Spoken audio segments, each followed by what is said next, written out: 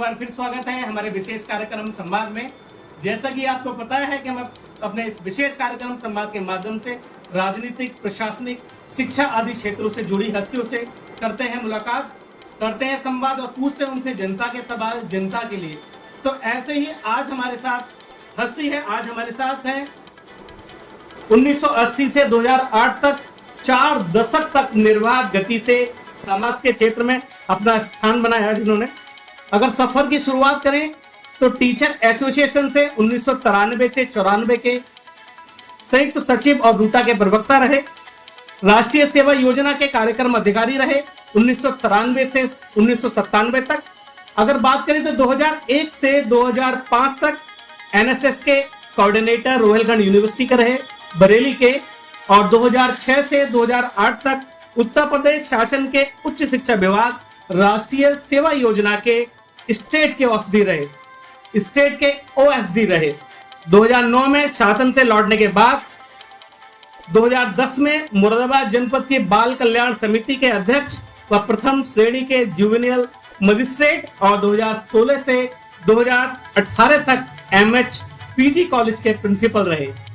2018 में जून में रिटायर हुए और तुरंत ही सरकार द्वारा उनके कार्यों को देखते हुए, बच्चों से जुड़े हुए कार्य को देखते हुए अगस्त 2018 में उत्तर प्रदेश राज्य बाल अधिकार संरक्षण आयोग के अध्यक्ष रहे। अब तक देश के 1 दर्जन से अधिक प्रतिष्ठित समाचार पत्रों में 3000 से अधिक संपादकीय और 1 दर्जन से अधिक यूरोप के देश में एकेडमिक यात्रा भी की। कई किताबें उनके द्वारा लिखी गई हैं। 50 से अधिक शोध पत्र लिखे गए हैं। पहली बार उत्तर प्रदेश राज्य में बाल अधिकार से जुड़ी घटनाओं का संज्ञान लेकर जो बच्चों को लेकर उनके द्वारा कार्य किए हैं, उनको अधिकार दिलाए गए हैं, उसका एक संयुक्तांक मुख्यमंत्री उत्तर प्रदेश को अवगत कराया है और वर्तमान में बेल्लारी विधानसभा के प्रभारी हैं। तो आज हमारे साथ हैं शिक्षा शास्त्री व समाज सेवी व राजनीतिक व्यक्तित्व श्रीमान डॉक्टर विशेष गुप्ता जी। सर, आपका बहुत बहुत स्वागत है हमारे इस कार्यक्रम में। आपने अपना कीमती समय दिया सर हमें। सर, हमारा जो ये मेन मोटिव है इस प्रोग्राम का वो है जनता के सवाल। तो सर, पहला ही क्वेश्चन मेरा आपके लिए होगा सर, चूंकि आप सर बाल संरक्षण आयोग के सर चेयरमैन हैं और उसके साथ साथ में बेल्लारी विधानसभा के प्रभारी हैं, तो हम यही जानना चाहेंगे सर, किस तरह से आप एज ए चेयरमैन और एज ए बेल्लारी विधानसभा प्रभारी के नाते किस तरह से सर आप कार्य कर रहे हैं? बहुत बहुत धन्यवाद। पहले मैं वाईएस न्यूज का आभारी हूं कि उन्होंने अपना समय आरक्षित किया कि कुछ बातचीत, संवाद, चर्चा के कुछ बिंदु हमारे समक्ष रखें और उस पर हम एक संवाद विकसित करें। जहां तक आपने सवाल पूछा है कि मैं बाल अधिकार संरक्षण आयोग और बेल्लारी विधानसभा के बीच में कैसे समन्वय स्थापित करता हूं। देखिए, आदमी के काम करने के तौर तरीके हैं। विभिन्न प्रकार की समाज शास्त्र में हमने पढ़ाया है कि अनेक प्रकार की आपकी भूमिकाएं एक समय में होती हैं, लेकिन उन भूमिकाओं के बीच में कैसे तालमेल आप रख सकते हैं। अब घर में, परिवार में आप देखिए, पिता भी है, बाहर में क्लब का मेंबर भी है, बाहर अधिकारी भी हो सकता है, समाज सेवी भी हो सकता है, लेकिन सबके बीच में तालमेल बैठाता है। ये आपकी पर्सनालिटी पर निर्भर करता है, आपके समय की गणना पर निर्भर करता है कि सभी भूमिकाओं के बीच में आप कैसे तालमेल रखते हैं। जब उत्तर प्रदेश राज्य बाल अधिकार संरक्षण आयोग का समय बैठने का होता है तो मैं मुरादाबाद से लखनऊ जाता हूँ, कई दिन ऑफिस में बैठता हूँ, वहाँ से लौटता हूँ। आप जानते हैं कि सैटरडे संडे वहाँ बंद रहता है, तो सैटरडे संडे और मंडे ट्यूसडे तक 3-4 दिन अपनी बेल्लारी विधानसभा में देता हूँ। ये कोई दबाव नहीं है, बल्कि ये मेरा स्वभाव है। ये प्रशासनिक प्रबंधन करने का, प्रशासनिक नियंत्रण करने का, ये मेरे शौक से करता हूँ। और कोई भी व्यक्ति जब अपने काम को बिना दबाव के स्वभाव से जब करता है तो उसके काम का स्पष्ट परिणाम आता है। तो मेरे बीच में भी यही है कि जब मैं आयोग का काम करता हूं तो मैं 100% अपना आयोग के लिए देता हूं, और जब मैं बेल्लारी विधानसभा जाता हूं तो अपना 100% बेल्लारी में देता हूं। तो भूमिकाओं का समन्वय, भूमिकाओं का तालमेल आप जितना रखोगे, पर्सनालिटी आपकी उतनी ही तालमेल के साथ आगे बढ़ेगी। जी सर, मेरा नेक्स्ट क्वेश्चन है सर, बाल संरक्षण आयोग को लेकर ही है। अगर देखा जाए तो पिछले सालों में, चाहे वो बाल अपराध की बात हो या बाल मजदूरी की बात हो या फिर बाल शिक्षा और बाल कल्याण को लेकर, सर आपकी जो बाल संरक्षण आयोग वो किस तरह से कार्य कर रहा है? देखिए, उत्तर प्रदेश बाल अधिकार संरक्षण आयोग एक संवैधानिक संस्था है जो मॉनिटर करता है, जो संज्ञान लेता है जे एक्ट के अंतर्गत 0 से 18 वर्ष तक के जो बच्चे हैं, जिनको आप नाबालिग बच्चे कहते हो, उस नाबालिग बच्चों से जुड़ी उनकी घटनाएं हैं, उनके काम है, उनकी संस्थाएं हैं, उनके अधिकारी हैं, उनकी योजनाएं हैं। उस योजनाओं को, उन लोगों को, संस्थाओं को देखना, भालना, उसमें कहीं अगर दोष है तो उसको ठीक करने के प्रयास करना, और अगर फिर भी उसके बाद ठीक होने की संभावनाएं नहीं है तो फिर सरकार शासन की निगाह में हम लाते हैं। तो चूंकि ये सारी ब्यूरोक्रेसी सत्ता की है, सरकार की है, शासन प्रशासन की है, इसलिए वहां के माध्यम से इन पर कार्रवाई होती है। नाबालिग बच्चे आप देख रहे हैं कि परिवार आजकल टूट रहे हैं, ज्वाइंट फैमिली हमारे पास है नहीं आजकल, माँ बाप भी अब ज्यादातर बाहर निकलकर सेवा कर रहे हैं, तो बच्चे बहुत अनाथ जैसा महसूस कर रहे हैं। ऐसे वक्त में केवल बच्चों को मोबाइल देना, बच्चों को टेलीविजन दिखा देना, ये काफी नहीं है, बल्कि बच्चों के साथ जो सहभागिता होनी चाहिए वो कमजोर पड़ रही है। इसी कारण से बच्चे गुस्सैल बन रहे हैं, बच्चे आक्रामक बन रहे हैं, बच्चे जल्दी घर से भाग रहे हैं, बच्चों को अकेला समझकर कोई भी उनके ऊपर आक्रमण करने की कोशिश करता है। तो ये सारी चीजें ऐसी हैं जिसमें प्रशासन भी इन्वॉल्व है, जिसमें पुलिस भी इन्वॉल्व है, जिसमें एंटी ह्यूमन ट्रैफिक भी इन्वॉल्व है, ये सारी बातें शामिल है। तो बाल संरक्षण आयोग इन सबका संज्ञान लेता है। संज्ञान लेने के बाद वहां जाता है, विजिट करता है, लोगों से मिलता है, देखता है घटना के कारण क्या है, बच्चे क्यों अपराध की तरफ मुड़ रहे हैं, या बच्चे उनको अधिकार दिलाने में संस्थाएं क्यों कोताही बरत रही हैं। इसके लिए हम लोग जाते हैं, संज्ञान लेते हैं और संज्ञान लेकर उनको ठीक करने का प्रयास करते हैं। दो बातें आपने अभी बताई थी, जैसे बाल श्रमिकों को लेकर है, बाल कल्याण को लेकर है। मैं कई बार ये कहता हूँ कि बाल श्रमिकों को लेके अगर आप देखें तो दो प्रकार के दृष्टिकोण हमारे सामने आते हैं। एक दृष्टिकोण तो ये है कि वो परिवार की कमजोरी, परिवार की मुफलिसी के कारण सड़क पर आता है, अपना श्रम बेचता है। दूसरा हमारा दबाव भी है। इस प्रकार का हमारा दबाव ये है कि कई बार जब बच्चे काम करते रहते हैं, उसके बदले जब उनको आमदनी होती रहती है तो फिर ये एक आदत बन जाती है, और ये आदत एक बुराई के रूप में विकसित होती है। क्योंकि कोई भी बच्चा अपना श्रम करके पैसा कमाता है, परिवार को सहयोग देता है, लेकिन क्या हम सोचते हैं कभी उसका बचपन कितना इंजर्ड हो रहा है, उसकी पढ़ाई लिखाई नहीं हो रही, उसका जो बचपन का स्नेह है, जो प्रेम है, जो वात्सल्य, वो छिन रहा है, और वो सीधे बचपन से जवानी और जवानी से सीधे बुढ़ापे में कदम रख रहा है। तो बचपन को बचाना बहुत आवश्यक है। और बच्चा कोई भी अगर मजदूरी करता है, बच्चा, लाला का बच्चा दुकान पर बैठता है, किसान का बेटा खेत में काम करता है, और दूसरे लोग का बच्चे, लेकिन वो चूंकि श्रम बिकता नहीं है उसका, उसके बदले चूंकि पैसे नहीं आते, इसलिए हम उसको श्रम को खराब नहीं, बल्कि वो उसका श्रम विशेषीकृत होता है। कि अगर दुकान पर बैठता है किसी लाला जी की, तो वो सीखता है। किसान का अगर बेटा खेत में हल चलाता है तो वो अपनी कृषि करना सीखता है, इस प्रकार से। लेकिन जो बच्चे परिवार में मुफलिसी के कारण, कमजोरी के कारण, गरीबी के कारण जो बच्चे बाहर काम करते हैं, उसके लिए योजनाएं बन रही है। मुख्यमंत्री जी का स्पष्ट कहना है कि कोई भी बाल श्रमिक स्वभाव से, शौक से काम नहीं करता, बल्कि वो परिवार की मुसीबतों के कारण अपने श्रम को बेचता है। तो इसका तात्पर्य सीधा ये हुआ कि हमारी उत्तर प्रदेश सरकार की जो योजनाएं हैं महिलाओं के लिए, परिवारों के लिए, बच्चों के लिए, पहले हमें उस योजनाओं को जमीन पर उतारकर उस परिवार में लागू करना पड़ेगा। और जब लागू हम करेंगे और परिवार बेहतर स्थिति में होगा तो बच्चों को नहीं भेज पाएगा, और बच्चों को फिर भी भेजता है तो हम फिर उनको रेस्क्यू करके शिक्षा के अधिकार अधिनियम के अंतर्गत लाएंगे, और शिक्षा के अंतर्गत उनको पढ़ाएंगे, एक निश्चित प्रकार का मानदेय भी देंगे, ताकि वो बच्चा स्कूल में रहे और उसके बाद सीधा घर जाए, और श्रम का काम करना है तो उसके माँ बाप करें। इसके लिए मुख्यमंत्री बहुत कटिबद्ध है। उन्होंने स्पष्ट कहा है कि ये बाल आयोग, महिला आयोग दोनों मिलकर ये देखें कि महिलाओं से जुड़ी हुई, बच्चों से जुड़ी योजनाएं हैं, जमीन पर कैसे उतरे। अभी 10 तारीख को मंत्री महोदया ने पूरे अधिकारियों के साथ में, डायरेक्टर के साथ में बैठ के की है कि हमारे बच्चों की योजनाओं को एकदम नीचे मॉनिटर करके उनको जमीन पर उतारना। तो जो बाल श्रमिक हैं उनको कम करने का एक ही इलाज है कि दो तरफ से हमें काम करना पड़ेगा। एक तरफ तो यह है कि उनके परिवारों को हमें जो सरकारी योजना है उसका लाभ देना पड़ेगा, और दूसरा उन बच्चों को हम रेस्क्यू करके शिक्षा के अधिकार अधिनियम पर लाने। इसकी प्रक्रिया बहुत तेजी से चल रही है, और आप देख रहे होंगे कि जो नई शिक्षा नीति आई है, उस नई शिक्षा नीति में अब आंगनबाड़ियों को प्री प्राइमरी के रूप में इस्तेमाल करेंगे, और इस प्रकार के जो बच्चे हैं उस प्रकार के बच्चों को आंगनबाड़ियों पर लाकर पढ़ाई भी, पोषण भी दोनों दिया जाए। सर, इससे रिलेटेड क्वेश्चन है, अक्सर देखा गया है ग्रामीण क्षेत्रों में, मैं बात करूंगा बच्चियों के लिए, कि स्टार्टिंग में जो प्राइमरी स्कूल्स होते हैं वहां तक तो अगर देखा जाए तो स्टूडेंट, वहां जो बच्चे हैं उनकी जो परसेंटेज रहती है पढ़ाई की 5वीं तक, वो तो I think 90 to 95% something better रहती है। लेकिन यकायक क्या होता है कि जैसे 6th क्लास में आती हैं बच्चियां, वैसे ही उनका जो परसेंटेज है वो डाउन हो जाता है सर, उसका कारण क्या रहा? देखिए, अभी भी हमारी बच्ची के जन्म को 2 दर्जे का समझा जाता है। जी जी। लड़के लड़की में भेद आप देख रहे हैं स्पष्ट तरीके से, समाज में दिखाई भी दे रहा है। हालांकि सरकार की योजनाओं के माध्यम से इन चीजों को, हमारा जो जेंडर इंडेक्स है वो कम हुआ है। जी जी। और हमारा जो लड़कियां हैं वो पहले के मुकाबले बढ़ी हैं। और आपने आदरणीय मुख्यमंत्री योगी आदित्यनाथ जी की योजनाओं को देखा होगा कि कन्या सुमंगला योजना है, श्रम के लिए मातृ शिशु कल्याण योजना है। इन योजनाओं का तात्पर्य है कि अब लड़की के जन्म को खुशी के साथ इसलिए मनाना पड़ेगा कि सरकार ने उसके लिए जन्म होते ही उसके लिए एक निश्चित मानदेय रखा है। जब दर्जे 4-5 तक आएगी उसके लिए अलग मानदेय रखा है, जब 90 में जाएगी तो अलग मानदेय रखा है। तो अब माँ बाप केवल उसको बोझ ना समझे, और बल्कि सरकार ने आपको देखा होगा कि जहां जिन बच्चों के विवाह नहीं हो रहे, वो मुख्यमंत्री जी के आदेश के अनुसार सामूहिक विवाह भी हो रहे हैं उनके।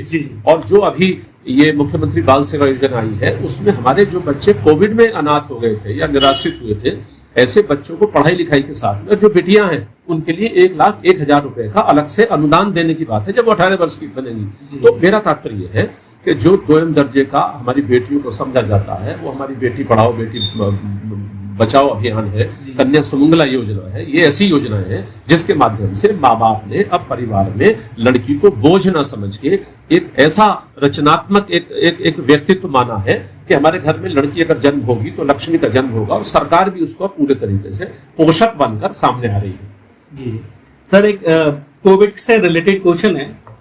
अभी उत्तर प्रदेश सरकार मुख्यमंत्री जी द्वारा जो कोविड काल में कोविड के वजह से जिनके पेरेंट्स की डेथ हुई है, जो उन अनाथ बच्चों के लिए बहुत अच्छा कार्यक्रम चलाएगा, उस बारे में सर बताएंगे? हाँ, इसके बारे में मुझे बताते हुए खुशी है कि अभी 2 जून को एक जियो हुआ है। मुख्यमंत्री जी ये बहुत चिंतित थे कि हमारे तमाम जो कोविड में, बल्कि मार्च 2020 के बाद जो भी हमारे बच्चे हमारे निराश्रित हो गए हैं, उसमें कोई भी एक माँ चली गई, बाप चला गया, वो बच्चे अपने आप को अनाथ न महसूस करें। जिसके जो बच्चे अनाथ हैं उसके योगी आदित्यनाथ हैं, उन्होंने स्पष्ट तौर पर कहा है। तो उसके लिए प्रति बच्चा 4,000 रुपए की योजना 2021 के जो 2 जून को जो जियो आया है उसमें स्पष्ट प्रावधान किया गया है कि मार्च 2020 के बाद जो बच्चे निराश्रित हुए हैं, उसमें चाहे माँ हो चाहे बाप हो, जो बच्चे नाबालिग हैं, जो दोनों ही जिसके यहाँ माँ बाप नहीं रहे हैं, वो कोई ना कोई लीगल गार्जियन है, उसको 4,000 रुपए प्रति बच्चा प्रति माह दिया जाएगा।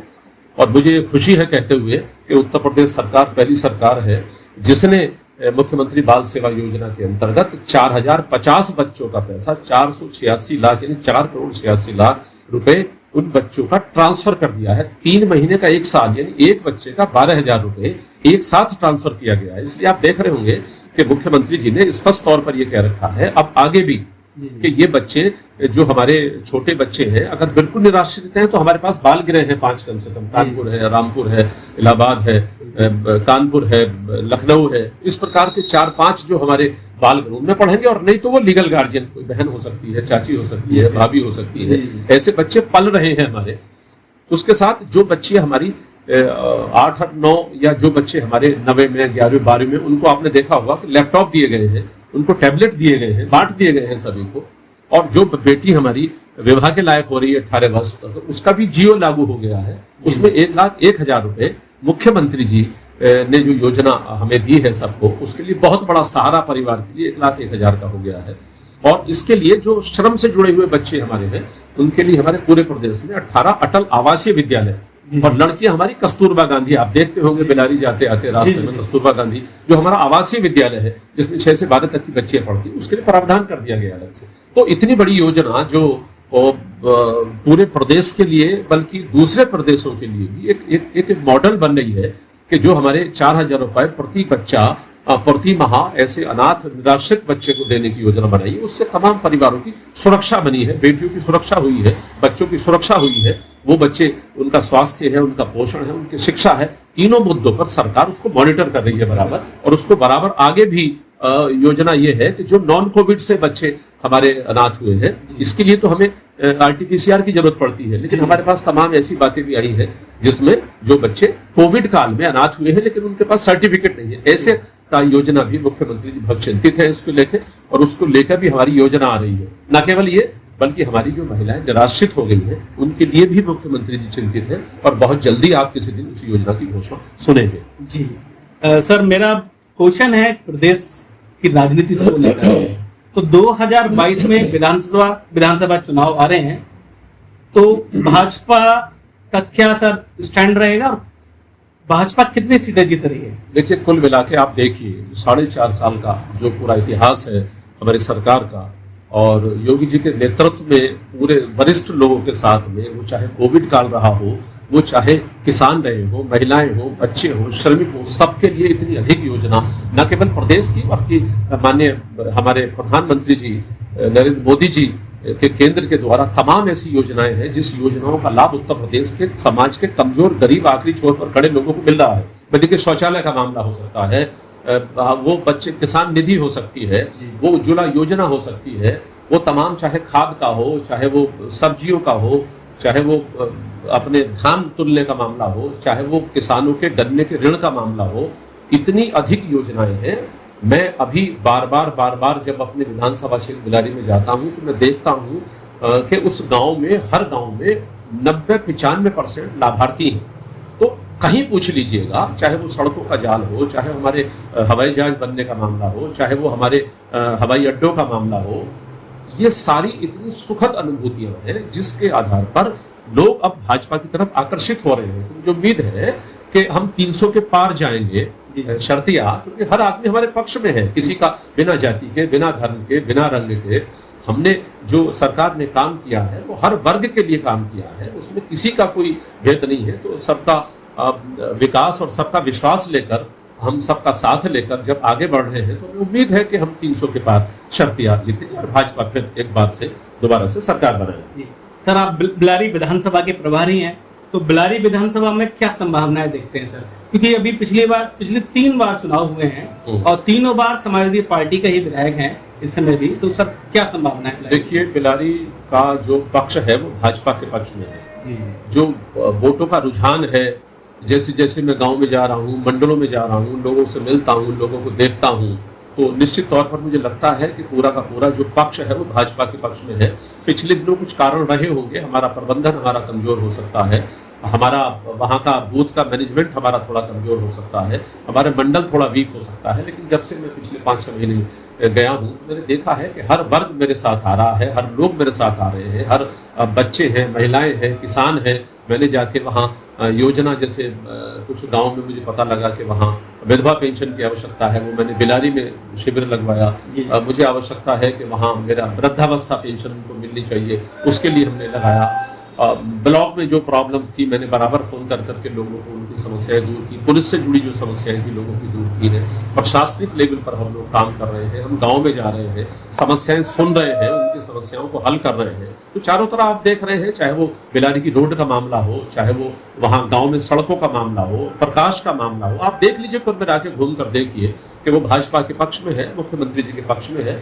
और मुझे उम्मीद है कि भाजपा में जिस तरीके से लोगों का साथ मिल रहा है, गांव वालों का साथ मिल रहा है, हर वर्ग का साथ मिल रहा है, वो चाहे पासी है, सैनी है, मौर्य है, अनुसूचित जाति है, कई वर्ग के तमाम जो मुस्लिम लोग हैं वो भी हमारे साथ धीरे धीरे आ रहे हैं। तो इस प्रकार से हमें लगता है कि हम और बेहतर तरीके से प्रबंधन करेंगे और लोगों के बीच में पहुंचेंगे बिलारी में, और लोगों की समस्याओं को सुनेंगे, और वहाँ निश्चित तौर पर आने वाले समय में मुझे लगता है कि इस सारा माहौल ये स्पष्ट कहता है कि इस बार वहाँ भाजपा अपनी पूरी स्वीप के साथ, मतलब पूरी बेहतरी के साथ, पूरे वोटों के साथ जरूर सीट जीतेगी।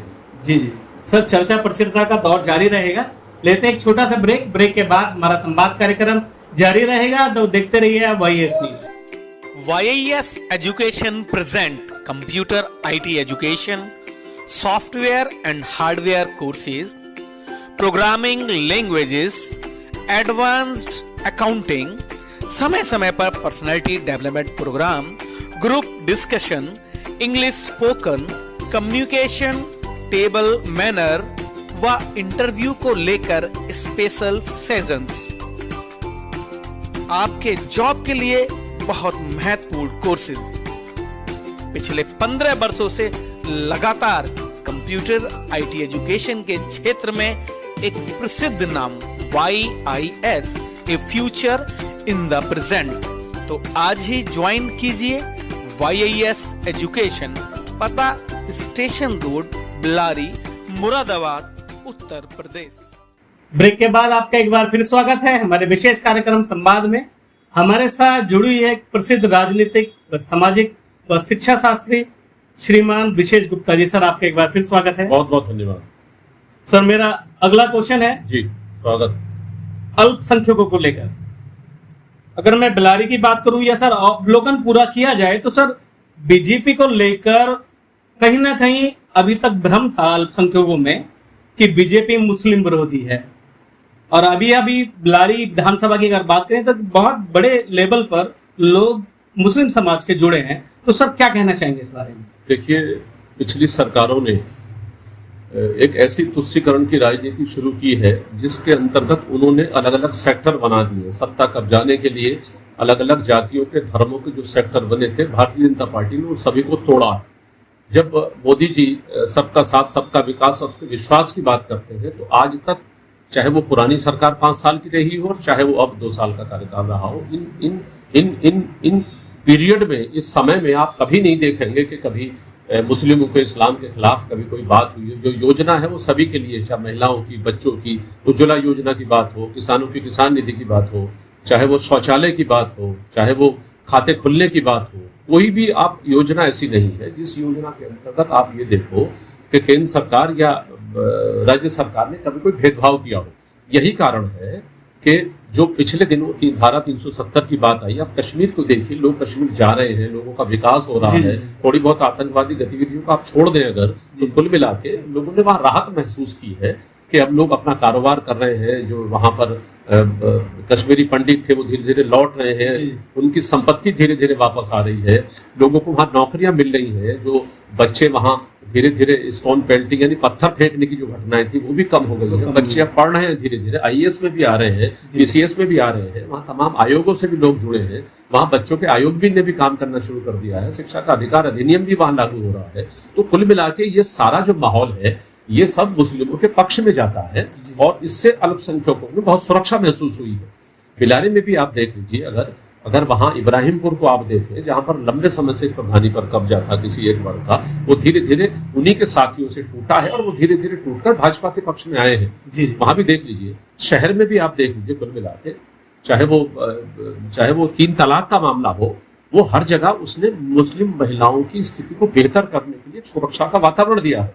और आप देख रहे हैं कि जब मोदी जी का चुनाव हुआ था तो कितनी मुस्लिम बहनों ने वहां मोदी जी को बढ़ चढ़ के चुनाव में हिस्सा लिया था और चुनाव जितवाने में बहुत बड़ी भूमिका मुस्लिम बहनों की रही थी। तो ये कैसे कहा जाए कि मुस्लिम के लिए कोई डर है, भय है? तो मुझे उम्मीद है कि ये मुस्लिमों के बीच में जो शक्तियां काम कर रही हैं, हमें मुस्लिम भाइयों को उनसे सावधान रहने की आवश्यकता है। भारतीय जनता पार्टी 100% आपके पक्ष में है। सारी योजनाओं को बिना किसी भेदभाव के, जो विकास है, जो मकान देने की बात है, जो सड़कों का विकास है, कहीं भी आप देख लीजिए, कहीं किसी योजना में आपको ये नहीं मिलेगा कि किसी ने हिंदू मुस्लिम के बीच में कोई भेद किया हो। तो सरकार जब मुस्लिमों को, अल्पसंख्यकों को अपने साथ लाकर योजनाओं का लाभ दे रही है तो फिर हमें ऐसी ताकतों से सावधान रहने की आवश्यकता है। तो आने वाले समय में मुझे उम्मीद है कि उत्तर प्रदेश सरकार में भी जो सरकार काम कर रही है उसमें अल्पसंख्यकों को भय मुक्त होकर काम करने की आवश्यकता है। उन योजनाओं के नजदीक आने की आवश्यकता है, उन योजनाओं की प्रशंसा करने की आवश्यकता है।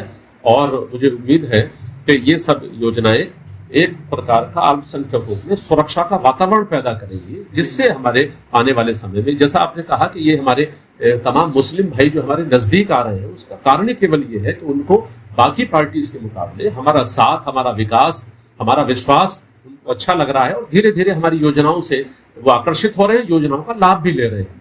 तो ये कहना स्पष्ट तौर पर साफ होगा कि हमारे भाई मुस्लिमों को, अल्पसंख्यकों को भय खाने की आवश्यकता, निर्मुक्त होकर, निर्भय होकर आप काम करें, योजनाओं का लाभ लें और सरकार के साथ खड़े रहें। सरकार आपके साथ खड़े होकर पूरा सुरक्षा का वातावरण आपको प्रदान करेगी। अच्छा सर, एक क्वेश्चन आ रहा है मेरा सर किसानों को लेकर। तो किसानों को लेकर क्या कहना चाहेंगे सर? देखिए, आप कुल मिला के किसानों का जो आंदोलन शुरू हुआ था वो धीरे धीरे नीचे उसका बहुत बड़ा क्षरण हुआ है, इसलिए कि अब लोग समझ गए हैं, किसान भी जान गए हैं। देखिए, किसान निधि की चाहे मामला हो, सबको किसान निधि पहुंच रही है। उनका मिनिमम जो कृषि का दाम है वो मिनिमम कृषियों की दाम की बात हो रही है। कॉन्ट्रैक्ट फार्मिंग के बाद के लिए लोग उसको घबरा रहे हैं कि आपकी जमीन चली जाएगी, जमीन लोग ले लेंगे। कुछ नहीं होना, जैसे किसान है वैसे ही रहेंगे। मंडी में दाम की बात है, मंडी में उनका खुलेआम दाम मिलेगा, वो कहीं किसी मंडी में भी बेच सकते हैं। तो किसान की स्थिति को बेहतर करने के लिए जो किसान नीति आई है, इसमें भी हमें जो इधर उधर के लोग काम कर रहे हैं, जो केवल अपनी राजनीति चमकाना चाहते हैं, उससे हमें किसान भाइयों को सावधान रहने की आवश्यकता है। भारत सरकार ने, केंद्र सरकार ने जो भी किसान के लिए नीति बनाई है, वो उनकी सुरक्षा के लिए, उनके दाम को बेहतर देने के लिए, उनकी सामाजिक आर्थिक दशा को सुधारने के लिए जो कार्य किए हैं, निश्चित तौर पर उससे सुरक्षा का भाव किसानों में पैदा हुआ है। और इसलिए जो किसान आंदोलन है केवल एक छोटे से वर्ग में सीमित होकर रह गया है। बाकी देश के किसानों ने अब उसकी असलियत को समझ लिया है। काफी समय आपने दिया सर हमें। चलते चलते मेरा एक क्वेश्चन है, वाईएस न्यूज चैनल के माध्यम से क्या मैसेज देना चाहेंगे? मैं केवल आपका पहले तो आभार व्यक्त करना चाहता हूं, फिर सभी से कहना चाहता हूं कि उत्तर प्रदेश की सरकार, केंद्र की सरकार सबका साथ, सबका विकास और सबका विश्वास जीतना चाहती है। जितनी योजनाएं हैं उस योजना का लाभ नीचे तक मिले, इसके लिए हमारे नागरिक समाज को खड़े होने की आवश्यकता है। समाज के कमजोर वर्ग जो समाज के आखिरी छोर पर रह रहा है और जो लोग थोड़ा विकसित हो गए हैं, उनको हमारी योजनाओं को केंद्र सरकार की, राज्य सरकार की वहां तक पहुंचाने की आवश्यकता है। क्योंकि जैसे दीनदयाल का सपना था, वो अंत्योदय की योजना के अंतर्गत कहते हैं कि योजना का लाभ जब तक अंतिम व्यक्ति का उदय नहीं करता तब तक योजना लाभकारी नहीं होती। तो आपके माध्यम से मैं ये कहना चाहता हूं कि आने वाले समय में जो भारतीय जनता पार्टी की सरकार बनने जा रही है, उत्तर प्रदेश सरकार में जो 300 के पार का हमारा नारा है, वो स्पष्ट तौर पर साकार होने जा रहा है। तो सभी व्यक्ति, सभी लोग हमारी योजनाओं को, हमारे सिद्धांतों को, हमारी विचारधारा को ठीक प्रकार से समझ रहे हैं और अगर उनके आधार पर चीजों को ठीक आधार हमारा बन रहा है, तो उसको हमें समाज के आखिरी छोर पर, चाहे वो अल्पसंख्यक है, चाहे वो कमजोर वर्ग है, चाहे वो दलित समाज है, उन सबको योजनाओं को वहां तक पहुंचाने की आवश्यकता है। तो अंतिम व्यक्ति का उदय हो रहा है, आने वाले समय भी होगा। तो मुझे उम्मीद है कि उसी उदय से हम सब एक अच्छा वातावरण पैदा करने के लिए तैयार हैं। हम सबको मिलजुल कर समाज की बेहतरी के लिए प्रयास करना चाहिए, ताकि आम आदमी भी अपने को सुखी महसूस करे। तो सर आपने समय दिया, आपका बहुत बहुत धन्यवाद सर। बहुत बहुत धन्यवाद। तो ये थे मेरे साथ सामाजिक, राजनीतिक, शिक्षा क्षेत्र से जुड़े डॉक्टर विशेष गुप्ता जी। तो ऐसे ही हम नए नए लोगों से, नई नई हस्तियों से मिलते रहेंगे, करते रहेंगे संवाद, पूछते रहेंगे जनता के सवाल जनता के लिए। तो देखते रहिए वाईएस न्यूज। बहुत बहुत धन्यवाद। शुक्रिया।